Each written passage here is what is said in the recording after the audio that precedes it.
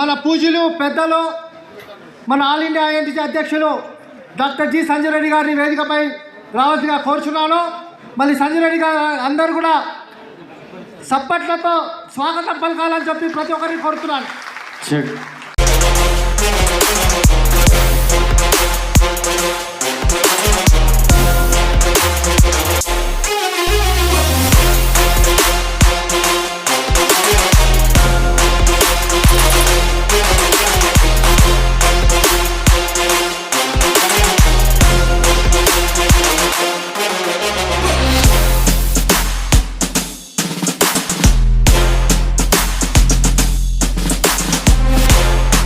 వినియోగించుకోవడానికి PCC president గారిని ఇక్కడ పిలవడం జరిగింది. ఈ మీటింగ్ తర్వాత మరొక పెద్ద మీటింగ్ మరి చేయాలని 1,00,000 మందిని కార్మికుల మీటింగ్ చేయాలని మేము ఆలోచిస్తున్నాం. అక్కడ చీఫ్ మినిస్టర్ను ఇద్దరు పెద్దలందరూ కూడా పీసీసీ ప్రెసిడెంట్ అందరినీ తీసి మనం విన్నపం చెప్తామని నేను మనవి చేస్తున్నాను. అందుకే మీరు శాంతియుతంగా ఉండి మీ సమస్యలను మమ్మల్ని రిప్రజెంట్ చేయడానికి మేము మీ సమస్యలు పరిష్కారం చేశాం. అందుకే ఈ మీటింగ్ పిలవడానికి మనము ప్రయత్నం చేశాం. అదేవిధంగా ఆశగా చెప్తున్నారు వాళ్ళు వారి సమస్యలు పరిష్కారం చేయాలి. అదేవిధంగా ధరల వల్ల ఇప్పుడు మార్కెట్లో అగ్రికల్చర్ మార్కెట్లో ధరల వాళ్ళు వచ్చారు.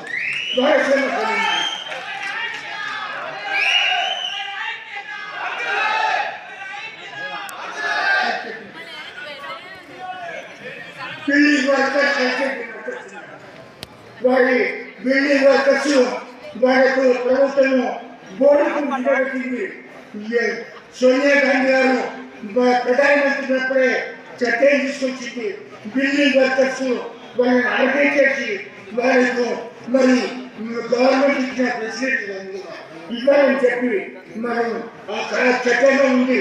దాన్ని ఇంప్లిమెంట్ చేయడానికి మన రాష్ట్ర ప్రభుత్వాన్ని మాట్లాడుతూ ఉన్నాము. ఆ సమస్య ఎట్లా పరిష్కారం చేస్తాం? ఎవరో ఒక వచ్చి ప్రతినిధిలో మాట్లాడి నచ్చ చెప్తే ఆ సమస్య అర్థమవుతుంది. అందుకే స్నేహితులారా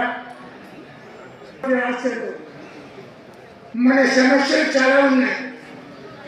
చాలా రోజుల నుంచి పెండింగ్ ఉన్నాయి. నాకు తెలుసు చాలా మందికి ఆందోళనకరంగా ఉంది. ఇప్పుడు మనము చాలా కొత్త ఫీల్డ్లో ఆర్గనైజ్ చేసి వాళ్ళను యూనియన్ చేస్తున్నాం. మనం కూడా ఈ ఫీల్డ్ వర్కర్స్ ఎవరైతే పనిచేస్తున్నారో నెరవేర్చిందా వాళ్ళందరినీ కూడా జమ చేసి యూనియన్ కట్టి వారి సమస్యలు పరిష్కారం చేయాలని కోరికతో ఈ సమావేశం ఏర్పాటు.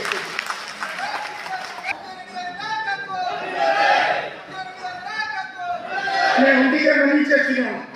మీరు ఉండి మీ సమస్యలు ఏమున్నాయని మాకు చెప్తే మా ద్వారా మేము పెద్దలకు ఇట్లా కాంగ్రెస్ ప్రెసిడెంట్ గారికి అదేవిధంగా ముఖ్యమంత్రి గారికి విన్నవించుకుంటాము, చెప్తాము. అతని దాన్ని రక్షించవలసిన అవసరం ఉంది అని చెప్పడానికి ప్రయత్నం చేస్తున్నాను. ఇప్పుడు పీసీసీ ప్రెసిడెంట్ ఇచ్చాము, రేపు ముఖ్యమంత్రి గారికి ఇస్తాము. అందుకే మనం వచ్చి మరి వచ్చిన మరి గెస్ట్ను గెరాన్ చేసి అప్లికేషన్ ఇస్తే ఏమైతుంటాను తీసుకున్న వారికి అర్థం కాదు, మీరు ఇచ్చేవారికి మీకు అర్థం కాదు. అందుకే మీరు శాంతితో ఉండి మీరు మాకు ఇవ్వండి. మా ద్వారా మేము మరి పీసీసీ ప్రెసిడెంట్కు ముఖ్యమంత్రి గారికి వారు అందజేస్తారని నేను మనం చేస్తున్నాను. స్నేహితులారా, ఏ విషయాలు మాట్లాడుకోవడానికి మన సమస్యలు ఎన్నో ఉన్నాయి. మనకు కార్మిక రంగంలో మరి ప్రభుత్వ ఉద్యోగాలను కూడా ప్రైవేట్ చేయాలని ప్రయత్నం చేస్తున్నారు.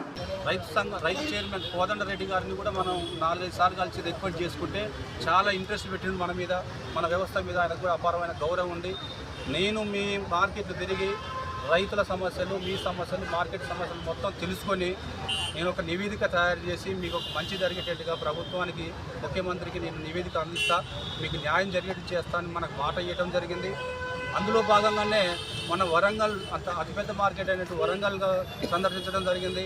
అక్కడ ఉన్న మన దడవై సోదరులతో కూడా వారు చెప్పడం జరిగింది. మీ రిప్రజెంటేషన్ ఇవ్వడం వల్ల మేము అది దృష్టిలో పెట్టుకొని ఇక్కడికి వచ్చినాం. రైతు సమస్యలు, మీ సమస్యలు పరిష్కరిస్తామని.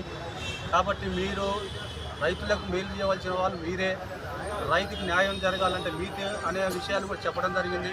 కాబట్టి మనం కూడా మన మార్కెట్లో రైతుల పట్ల అంకిత భావంతో ఉండి వాళ్ళ సేవా దృక్పథంతో వాళ్ళని కూడా మనం ప్రేమ అభిప్రాయంతో చూసుకుంటూ వాళ్ళకు మంచి జరిగే విధంగా కూడా మనం ప్రయత్నాలు చేసుకోవాలి. ఎందుకంటే మన సమస్యలు ఒక్కొక్కటి పరిష్కారానికి మార్గం దొరికింది, వాళ్ళు ప్రయత్నం చేస్తున్నారు.